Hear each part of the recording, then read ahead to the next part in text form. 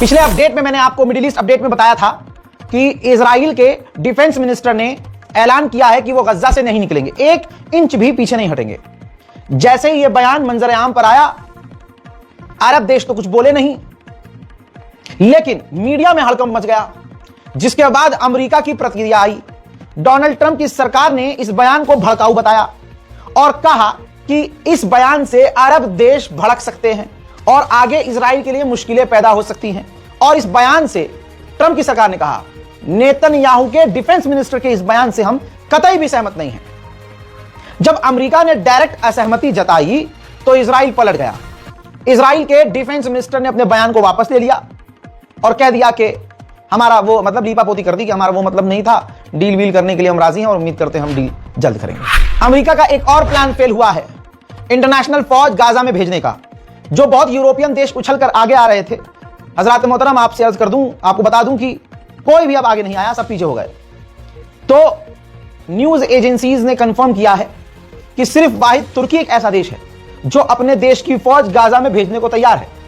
इसलिए Donald Trump Israel पर pressure बना रहे हैं कि मुन्ना कोई आना नहीं चाहता है, सिर्फ तुर्की की फौज आ सकती है, लिहाजा तुर्की की फौज को गाजा में जाने दो। उधर बेल्जियम ने भी इजराइल के मुंह पर तमाचा जड़ दिया है। साउथ अफ्रीका के साथ इजराइल के खिलाफ इंटरनेशनल क्रिमिनल कोर्ट में केस ज्वाइन कर लिया है। उधर ग्रीस ने भी उस प्लान को ज्वाइन कर लिया है जिस प्लान के अंदर अब अपनी फौज और अपने लोग भेजेगा गाजा के बॉर्डर पर और गाजा की स्थिति पर नजर रखने के लिए। अमेरिका, इजराइल, यूएई और 1-2 और देश अभी वहां मौजूद हैं, जिसके साथ कहा जा रहा है कि अब और भी देश जुड़ने वाले हैं। लेबनान के विदेश मंत्री ने कहा है कि हिजबुल्लाह को हथियार डालना होगा। हिजबुल्लाह इजराइल का बहाना बना के हथियार नहीं डाल रहा है क्योंकि वो अपना लेबनान में कंट्रोल चाहता है, लेकिन हिजबुल्लाह को किसी भी हालत में हथियार डालना होगा। उधर ईरान बिना फालतू में इजराइल को सर दर्द दिया जा रहा है। अच्छा, दर्द देता है फिर कहता है कि नहीं है, हमने दर्द दिया ही नहीं है। लीजिए सबूत दिखा रहा हूं। इजराइल इसी चीज से परेशान है। ईरान ने फिर से मिसाइल टेस्ट किया है। इंटरनेशनल मीडिया में ये तस्वीरें आ गई हैं, जिसकी वजह से फिर से बवाल खड़ा हो गया है। हजरात, ईरान लगातार अपनी मिसाइलों का टेस्ट कर रहा है। अमेरिका का एम्बेसडर जो इजराइल के अंदर है, उसने कहा है कि हमें लगता है ऐसा कि ईरान ने अमेरिका के B-2 बॉम्बर को सीरियसली नहीं लिया है। उसने लिया ही नहीं, सच्चाई है। तो इसमें बेइज्जती किसकी है? इजराइल की और अमेरिका की।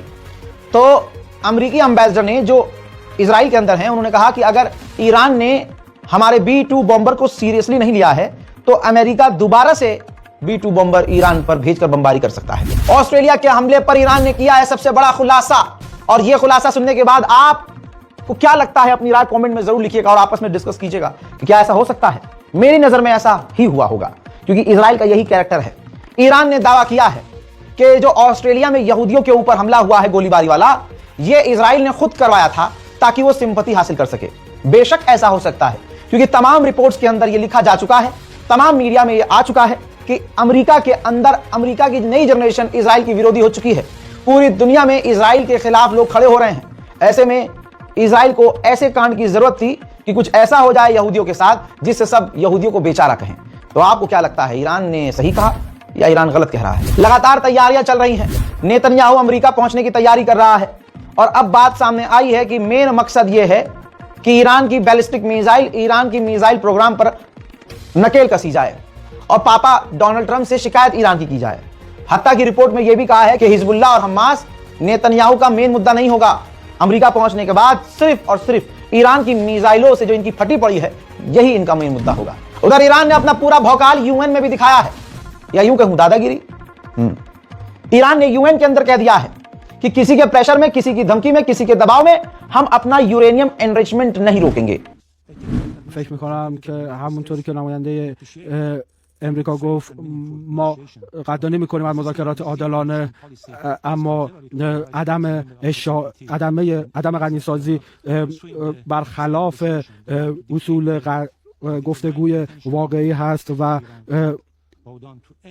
ایران به هیچ فشاری در برابرش فشاری کمر خم نخواهد کرد و هیچ گونه اقدامی رو که برای वहीं यूएन के अंदर अमेरिका की जो प्रतिनिधि हैं, उन्होंने कहा कि डोनाल्ड ट्रंप ईरान से बात करने को तैयार हैं, लेकिन शर्त यह है कि यूरेनियम एनरिचमेंट 0 करना होगा। हजरात, जो ईरान को बर्दाश्त नहीं है। इजरायली ऑफिशियल ने कहा है कि ईरान हमला नहीं करने वाला, न इजराइल हमला करने वाला, लेकिन मीडिया के अंदर जो डिस इंफॉर्मेशन फैल रही है, इससे हालात ट्रिगर हो सकते हैं और पैनिक होकर उल्टा ईरान ही पहले हमला इजराइल पर कर सकता है।